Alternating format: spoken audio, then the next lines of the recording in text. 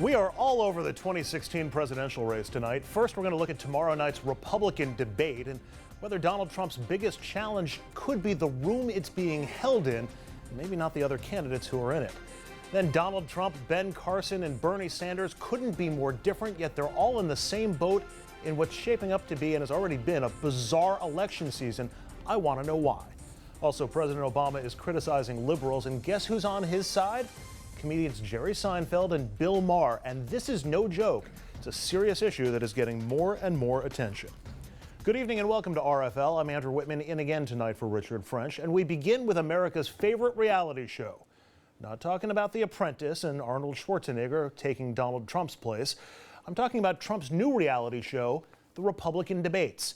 The Donald heads into tomorrow night's second debate with a very slim lead over Ben Carson. According to a brand new CBS News New York Times poll, it's actually a virtual tie when you take into account the margin of error. Every other candidate from Bush to Walker and beyond is in single digits. Trump will also have a big target on his back. Everybody's going to be gunning for him, and he's not going to have any friends up there, but the venue could be even less friendly. Instead of a basketball arena like Fox's debate in Cleveland, this one's at the Reagan Library. It's going to be a small, mostly invited crowd, expected to be quieter, less involved, and less likely to give Trump any sort of edge.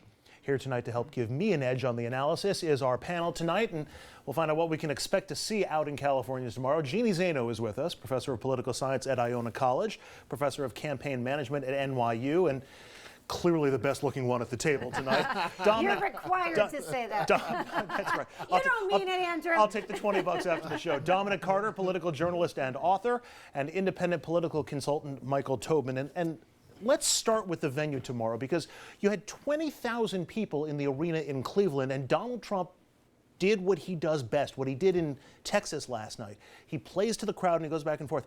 You're going to have 500, 600 people in the Reagan Library tomorrow. There's very few independent voters in there. Is Donald Trump going to be able to play with a small audience that's not going to play back with him? I don't think we know yet, but it's going to be certainly a challenge for him. And you look at what he did in Dallas, which is amazing. I mean, you look at that crowd, you look at the way he was able to work it.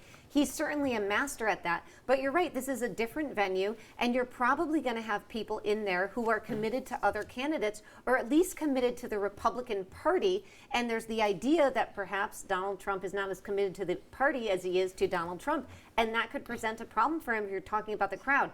That said, whether it's 500 or 20,000, he's an entertaining guy. So you may still get the same kind of lift out of that crowd as you got from others. Michael, I think back to that first debate in Cleveland, and the first question, and Trump had his arms out, and I'm not signing that play.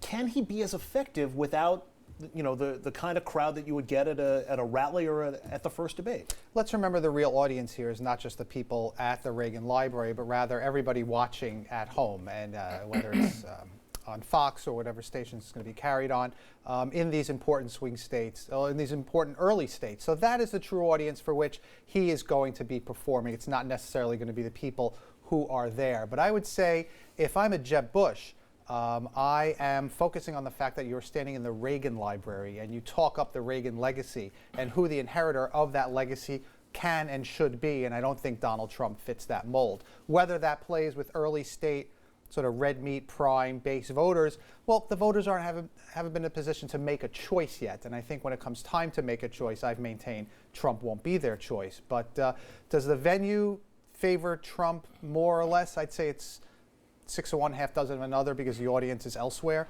But hopefully the fact that they're in the Reagan Library will lend some more gravitas to the circus than last time. It certainly, they talk about the bingo, play-at-home bingo, or the drinking game of the debate. Reagan's name is going to come up so often tomorrow. I would also say that Carly is going to be one of the 10, isn't it? So 11, excuse me. So again, will he be able to have a Megyn Kelly Fox moment with a credible, accomplished, qualified female candidate on the stage? I think that's a tough one. Dominic, last time in Cleveland, a lot of the Republicans wouldn't go after Trump, and the ones who didn't seem to land any punches.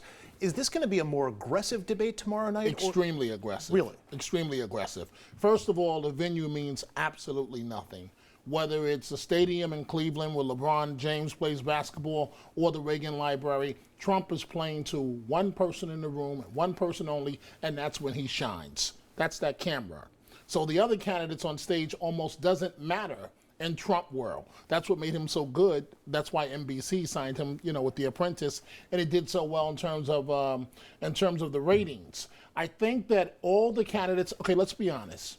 If any of us are any of the other Republican candidates, aren't we like really upset and quietly because, we think that this guy's nothing but a clown and his numbers, he has a double-digit lead in the polls, and every traditional politician is in single digits and doing awful, and the gloves are going to be off. They're going to be looking, I said this last night, I really believe this may be the beginning of the end. I don't know how long it's going to take, but the beginning of the end of Donald Trump. They are going to tear him up tomorrow night at that debate. Well, now I need to ask you, if it's the beginning of the end, is it because Trump swings and misses? Is it because he gets so much, everybody attacks him? I think I like Donald Trump, but the sideshow was wearing thin. I mean, come on.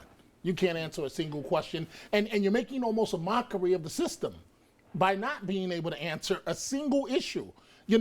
Someone asks you a legitimate question, you insult the person asking the question. That's going to wear very thin, and I really believe that if necessary, someone's going to sacrifice themselves tomorrow to go after Trump. That's entirely possible. I've been thinking that as well, that someone is going to position themselves for a high-level cabinet position or to be a running mate by falling on their sword and taking this guy out. Because it's interesting for a while, but then it's a Saturday Night Live skit, except it's real news. It's The Onion, and it's being passed off as day-to-day, the New York Times or the Wall Street Journal or the Chicago Trib. After a while, it's embarrassing. So you're also expecting a full contact debate tomorrow? I think that everybody can't pile on. So others are, it's strategic. They're going to be playing off of each other. I just don't know yet. Jeannie, we showed the polling numbers going into the debate tomorrow night. Obviously, the focus is on the top with Carson and Trump. Who needs this the most tomorrow night? I mean, there's a lot of the big names that we thought going into this race, Bush and Rubio and Rand Paul and Kate. I mean, they're all way down at the bottom. Who needs this the most?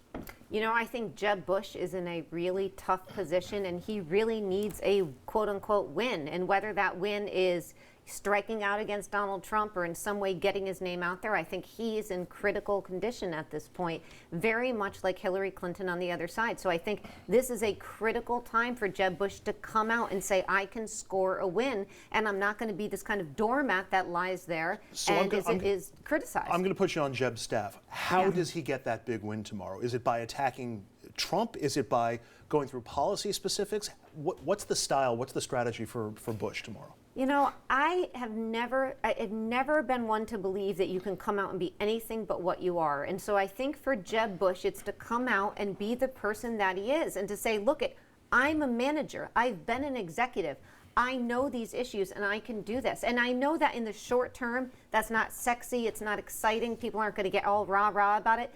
But in the end, that's what you need to do to win. And I would give the same advice to Hillary Clinton. You're not humorous. You don't have a lot of heart. So let's stop pretending you do and go out there and put forward what it is people know you can do. You can manage, you can execute, and you're smart. You can get the job done. So I would give the same advice to either one of them. Now, whether in fact they see that through, and that's not to say they don't have to be, they have to be humorless or act like they don't have a personality, but Jeb Bush is not going to be Donald Trump, and nobody should expect he should be. The fine line is you can attack Trump, but you don't want to insult the voters. So if he's doing well in the polls, he could say, by attacking me and by saying that my candidacy and my success at this point is preposterous, you're insulting the voters who responded yes when they got those. And has been my experience, you can't insult the voters. It also hasn't gone well for people who have insulted Trump or tried to fight back against Trump. He's won every confrontation. It's a little difficult to have an argument with a crazy person because you don't know what's going to happen. I mean, you don't know where it's going to come from. I just am not as convinced that tomorrow night is the end of Trump. I'm really not. I'm not certain. No, I said beginning. The beginning of the end.